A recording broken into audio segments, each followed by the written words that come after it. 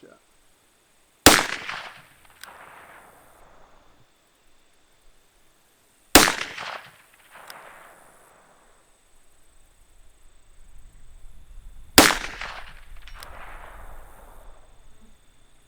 Is that a hit?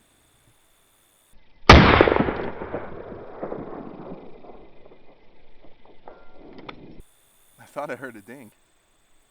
I don't know.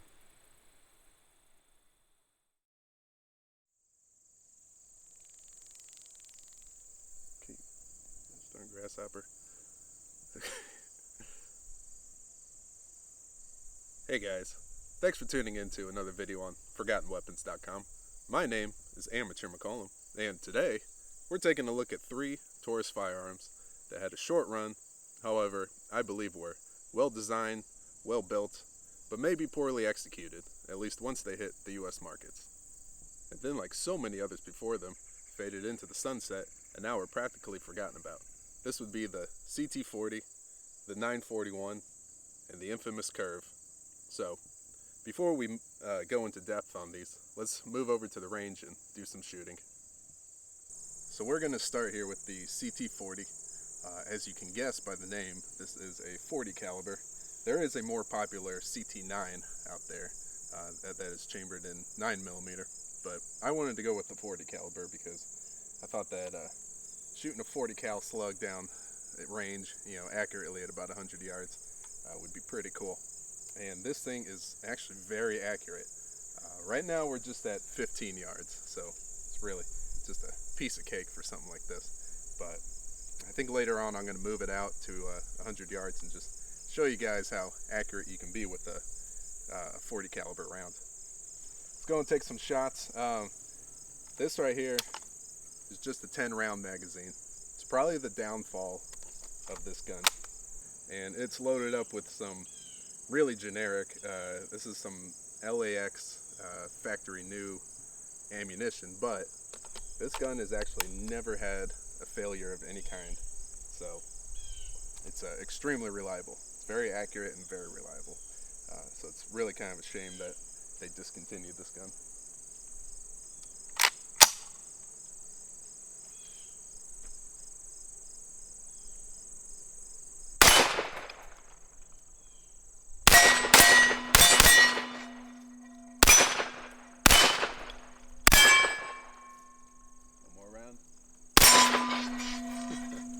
One more round.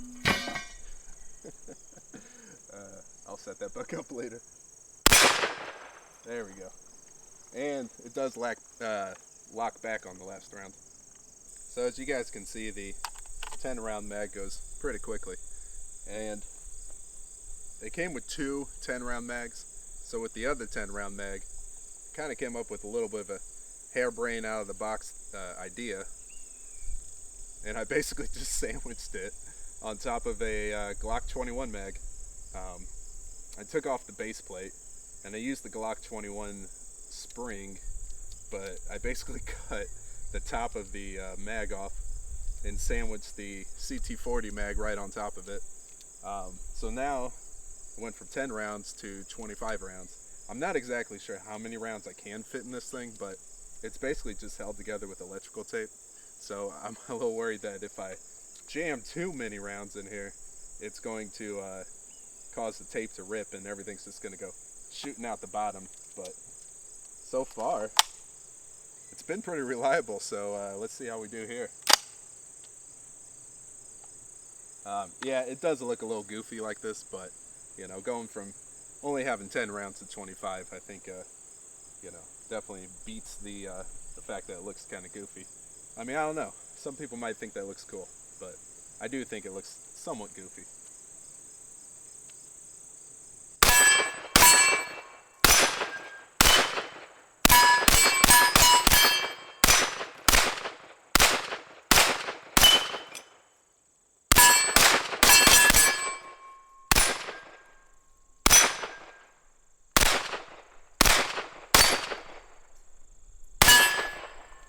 Alright, all 25 rounds fired just fine, and the bolt locked open on the last round. So, I think this gun was way ahead of its time. It came out about 5 to 10 years before the whole PCC craze, and I believe that if they were somehow able to import this gun with something larger than a 10-round mag, this probably would have still made it through the initial PCC craze, where people weren't really too sure what to make of these.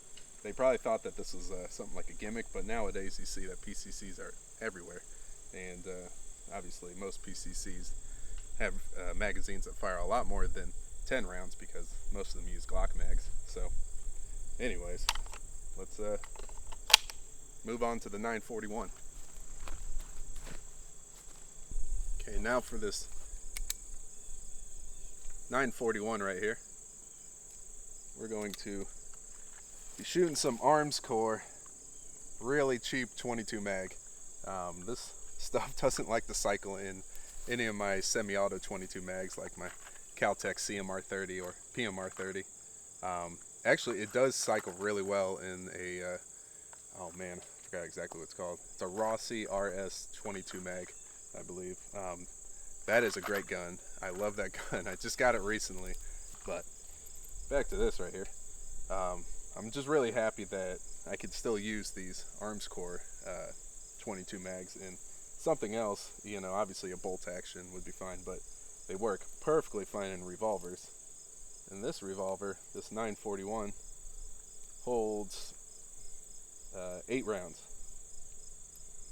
And as far as why this 941 is not on the market anymore, I have no idea. This is a well-built revolver.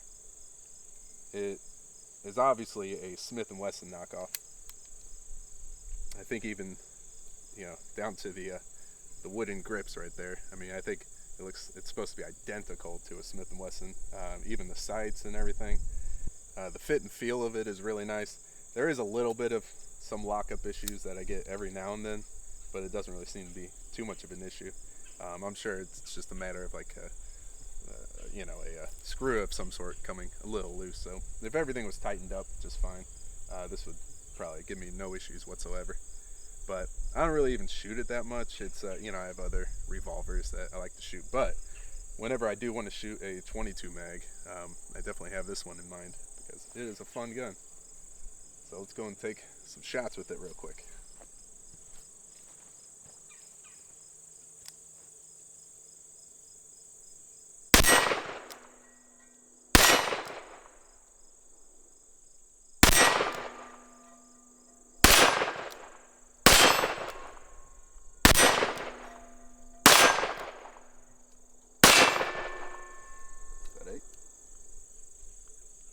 I believe so.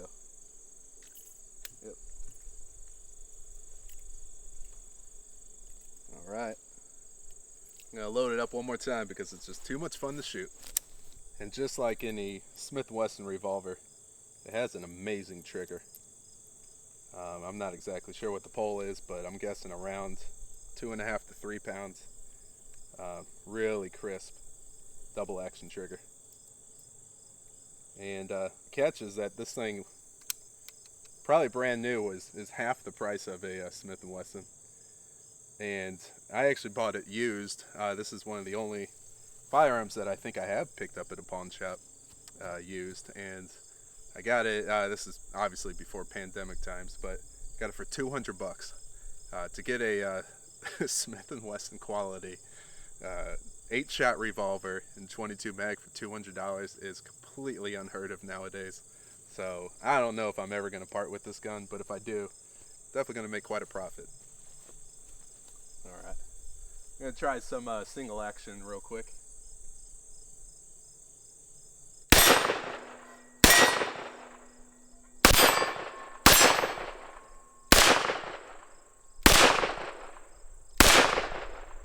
Can't hit the small target with single action. Let's try double.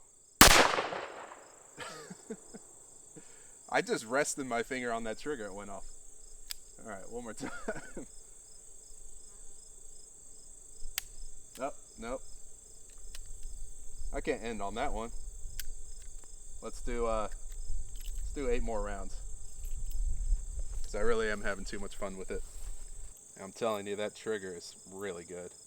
I was not ready for that one shot.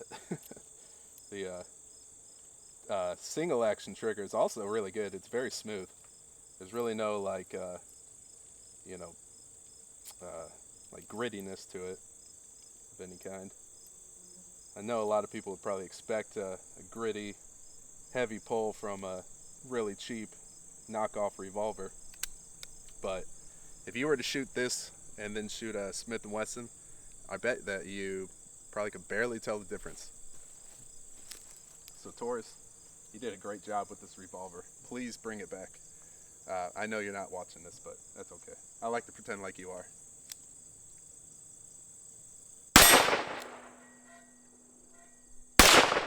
Oh man. There we go. I think I got aim a little bit low. So let's try that single action trigger again.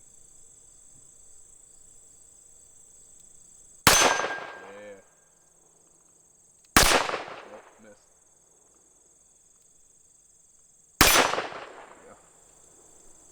There we go. The single action trigger is interesting. It starts off a little heavy, but it actually gets lighter as you pull it. it's kind of weird to describe, but it's really smooth. I like it a lot.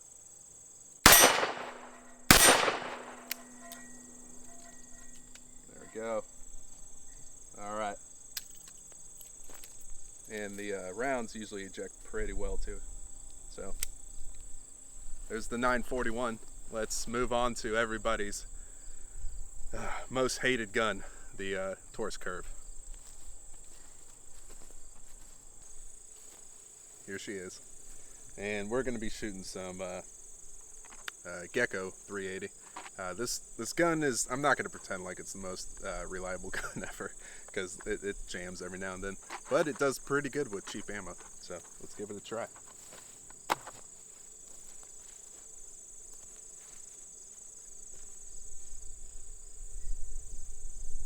And without sights, I'm wondering if I can use the laser. Yeah, not sure if you guys can see this, but I'm actually getting the laser on the target, so that's cool. All right, you know, in broad daylight, you can still get that laser on there. The light itself sucks, but the laser is really good. So take some shots here. I'm not even, obviously, as you can see, I'm not even looking down the sights. It's a very long trigger pull. Oh my god, it's a long trigger pull. There we go. Having to reacquire that laser. Where'd it go? There it is.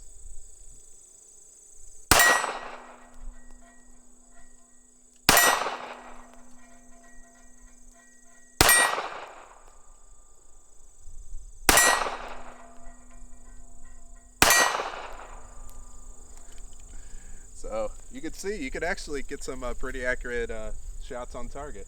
I'm at 15 yards right now in broad daylight, shooting with just a laser. I think the camera battery's about to run out. Let me get this second mag off real quick. With this ridiculously long trigger pull.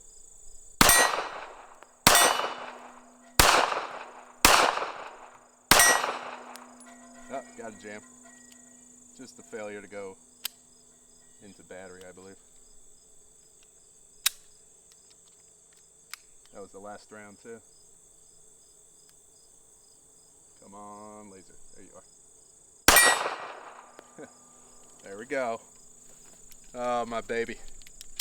How I miss you. But not really. So, anyways, there you go. Let's go ahead and get the guns up on the tabletop and we'll take a closer look.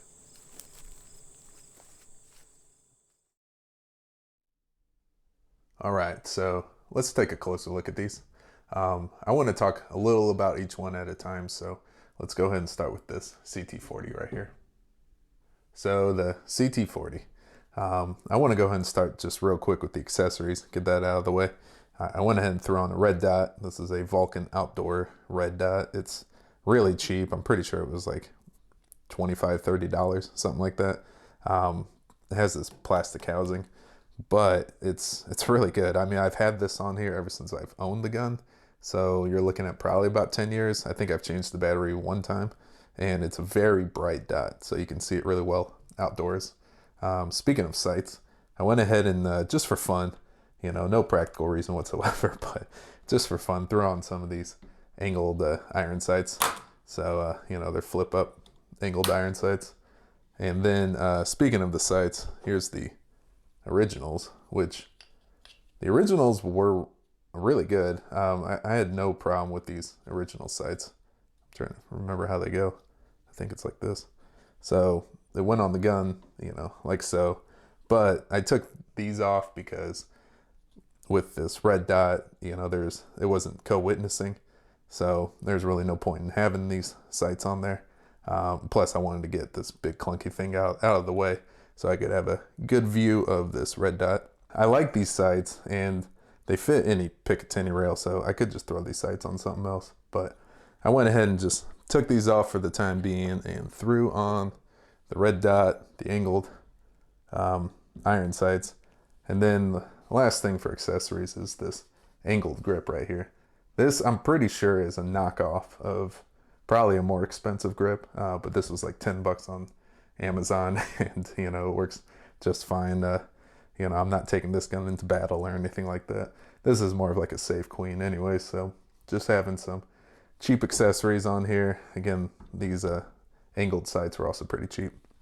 But the CT40 was in production for a very short time, probably one of the shortest runs of any firearm, 2012 to 2013. 1 year, maybe a year and a half, something like that. This came on the market right before the explosion of PCCs, pistol caliber carbines. Two things that led to its very short run, I believe, were the price, with an MSRP of around $900. That was about $200 to $300 more than anybody really wanted to spend. I actually picked this up for around $400 brand new because it had just been discontinued. This was probably back in 2013. And it was sold to me at either or either below cost. But the second and probably main thing that led to its extremely short run would be these, at least I believe. Oops, I just bumped the camera. These 10 round magazines right here. And these are just kind of like your typical SMG mags. It's kind of tough to come across a 40 caliber SMG, so I haven't tried using SMG mags in here, but I did come up with a bit of a weird solution.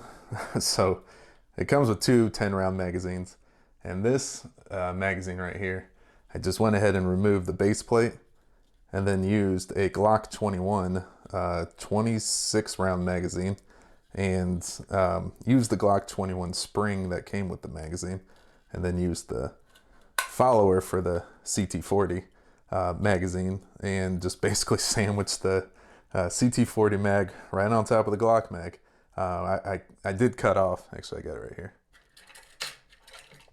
This, as a matter of fact, is the original spring for the CT40 mag, as well as like a little base plate follower or whatever you call it right there.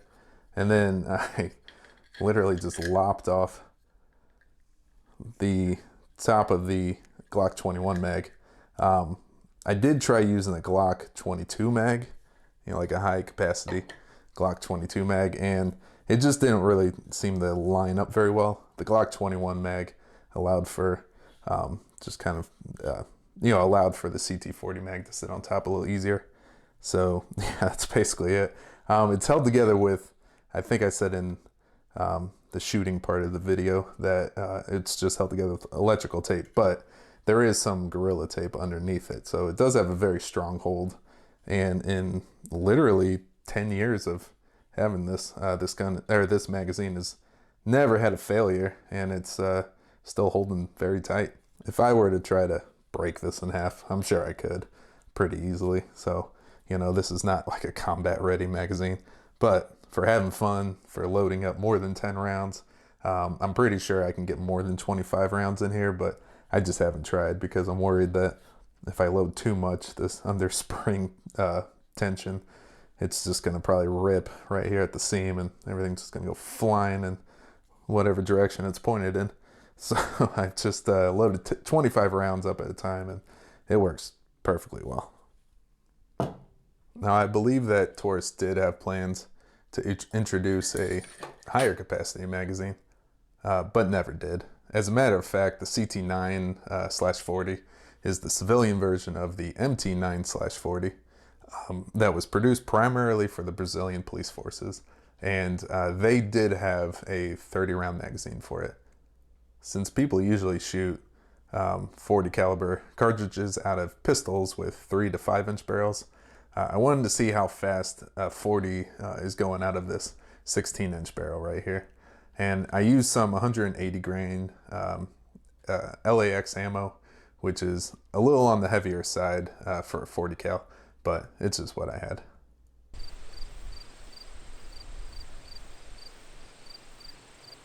Alright, we're back out here on this fine and windy day. I want to see what the velocity is out of a 40 cal that's going through a 16 inch barrel. Predictions, let's say 1,300 feet per second. So let's see how fast we're going here. And we're just shooting some factory new LAX ammo.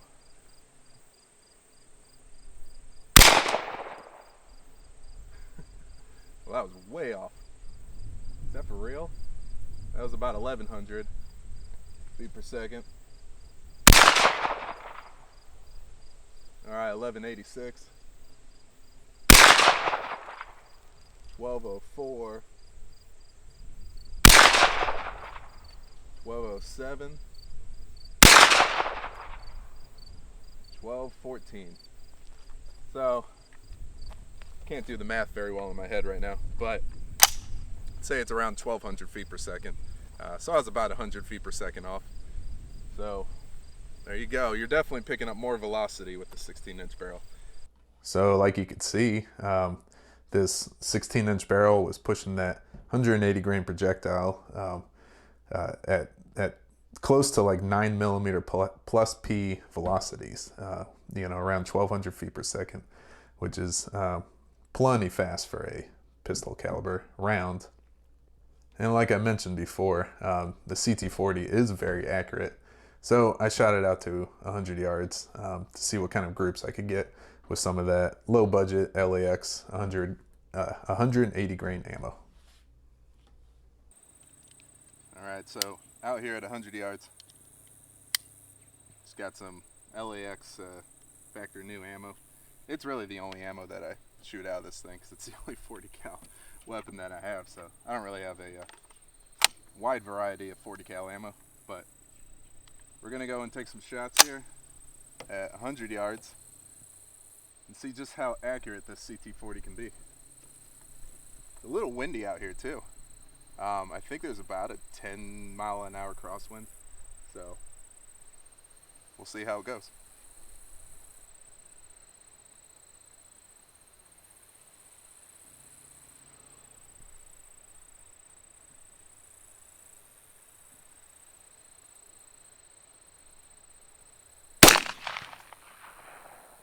That was a big fat miss.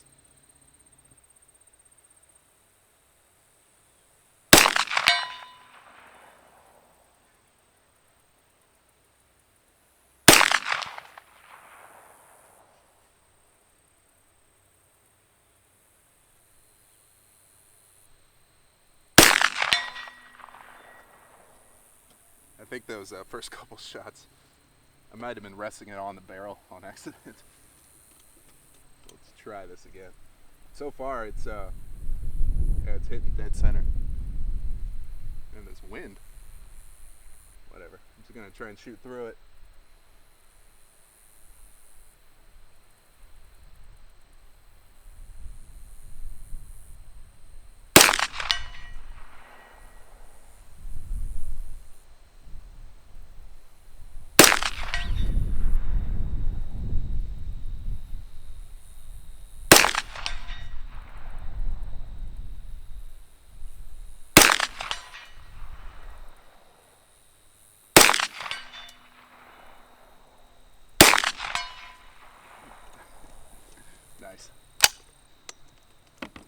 from the look of it,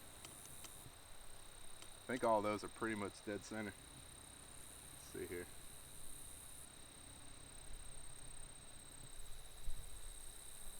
Oh yeah. That looks pretty good. Not sure if you guys are going to be able to see this, but I got one in the bottom left there. That was probably the wind, but the rest of them, at least the two that I didn't miss in the beginning, I think I was resting the gun on the barrel on accident because I don't really have a lot of real estate here with this angled grip, you know, to rest anything. So anyways, but so y'all can see, I think I showed that you could be pretty accurate with a 40 cal at 100 yards. All right, so moving right along, let's go ahead and do the 941 here, which by the way, this is just a beautiful looking gun. Look at that thing. I mean, those grips are nice, and you know, you would not think that this is just like a low budget gun of any kind, because it's got everything. So the 941 is a based off of a Smith & Wesson J-frame, model 63. It's an 8-shot revolver offered in a 3, 4, and 5-inch barrel, as well as blued and, like this one, stainless steel. Discontinued in 2010. Not exactly sure when it was introduced, but I do know that they had been that the 941's been around since at least the 90s, and with its 22 mag chambering, it produces quite the fireball. And this revolver with its 4-inch barrel is very accurate. I recently filmed a video shooting this out to 200 yards, and it performed very well.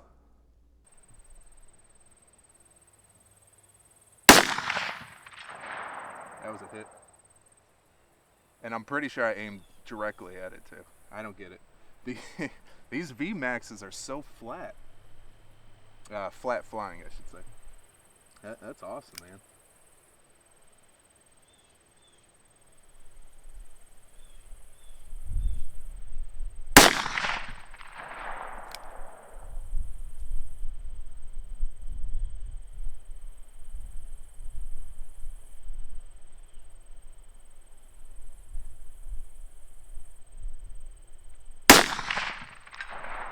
That was a hit.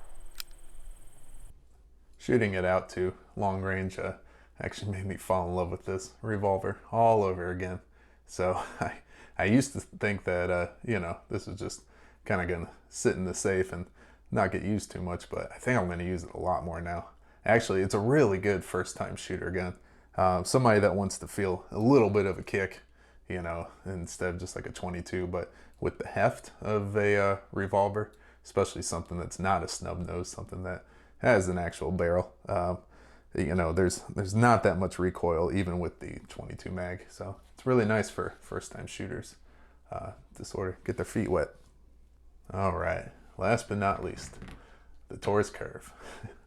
What can you say about the curve that trolls on the internet haven't already said? Introduced in 2014 and discontinued in 2018, the Taurus curve had a pretty short-lived run. I think that this gun was very misunderstood, as a matter of fact. It served a very specific purpose, which was shooting up close and personal, as well as total concealment when carrying completely concealed was a top priority. In other words, you didn't want anyone to know that you're carrying a gun. The fact that it hugs your body with the curvature of the frame, as you can see right there, and doesn't require a holster with this clip, because whenever I carry this thing, I just clip this right here onto my belt. There is virtually no printing with this gun when you carry it.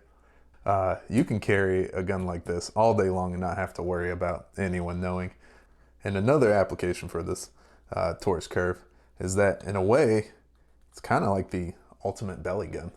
And what I mean about that is, you know, you're in the heat of the moment, you're defending yourself, and you end up jamming this gun straight up against somebody's belly. That's kind of what the, oh, yeah, I know I'm sticking my hand in front of it, but it's unloaded.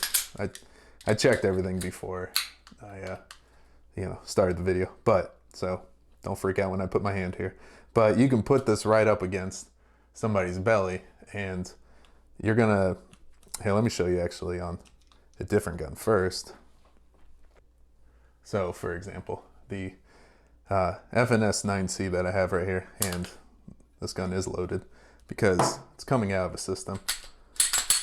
So this gun's always hot. But for example, you know, say I were to press this right up against somebody's belly, somebody's chest, something like that.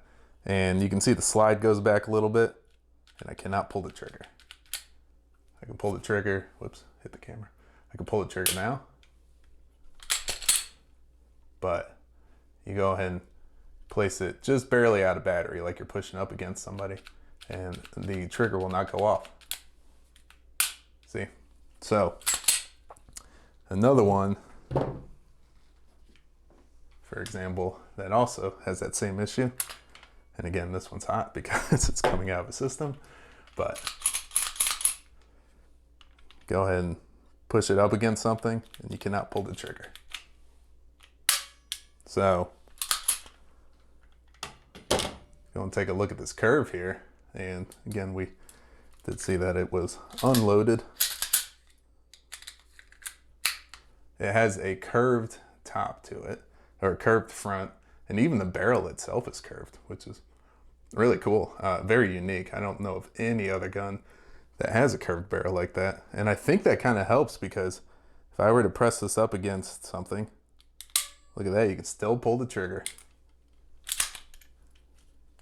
There's no slide release on this gun for, you know, streamlining purposes, but go ahead and push it up, and the slide does go back a little bit, but you can still pull the trigger.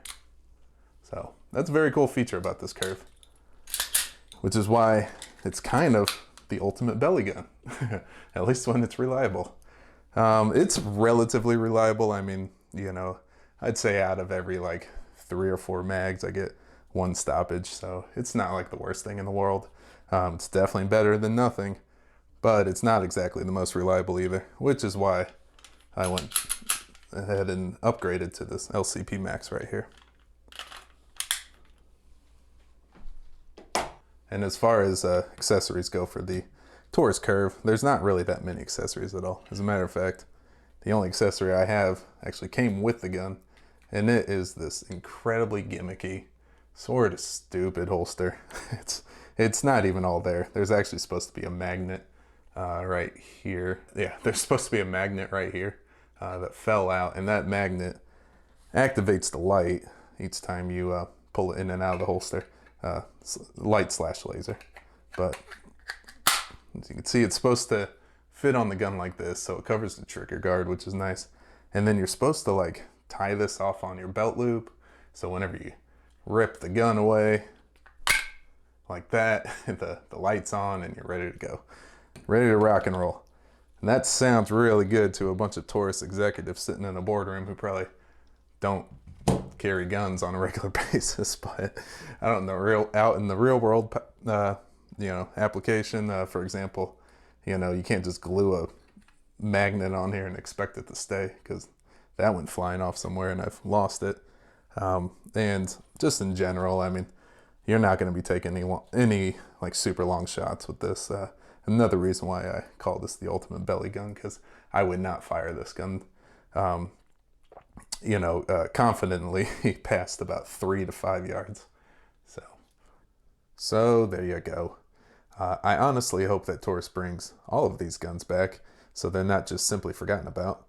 Even the Taurus curve, if they maybe improve the trigger and reliability of it. But all of these, in my mind, were great guns that served specific purposes and, for the most part, fulfilled their roles very well to rightfully earn their places in the annals of firearms history. I've always wanted to use the word annals in a sentence.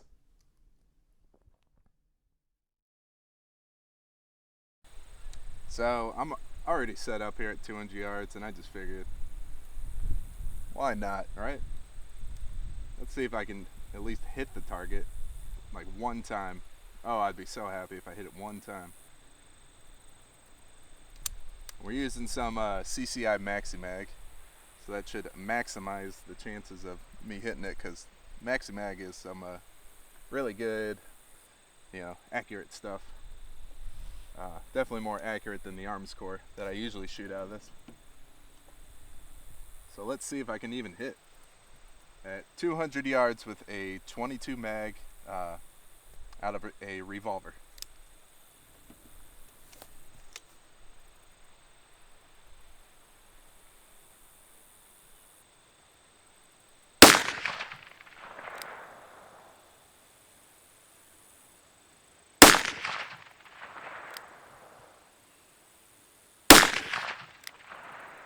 That was a bad shot.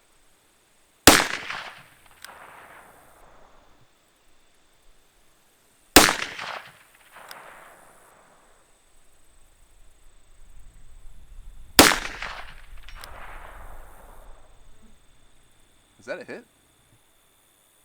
I thought I heard a ding. I don't know.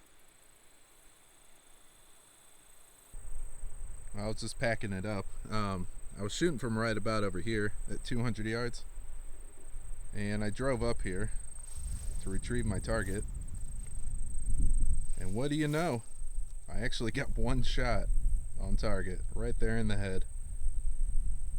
I'm definitely not making this up. I didn't just take a shot real quick off camera to make it look like I hit this. This was definitely one of the shots from 200 yards, so that's cool.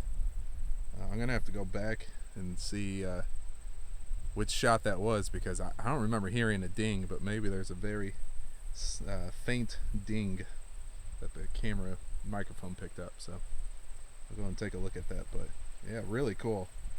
Really cool. I hit one shot. That's all I could really ask for on this incredibly beautiful day. I mean, look at these trees. Are you serious right now? Look at the color in these trees. So beautiful out here.